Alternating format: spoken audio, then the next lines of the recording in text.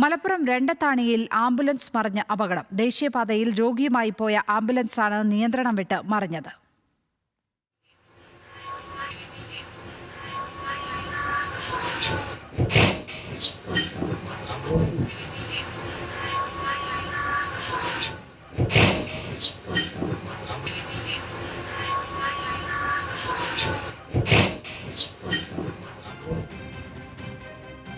അപകടത്തിൽ ആർക്കും പരിക്കില്ല. വിവരങ്ങളുമായി ഇപ്പോൾ ശാന്തകുമാർ വെള്ളാലത്താണ് ചേരുന്നത്. ശാന്തകുമാർ, ഈ അപകടത്തിന് ഇടയാക്കിയ സാഹചര്യം എന്താണ്?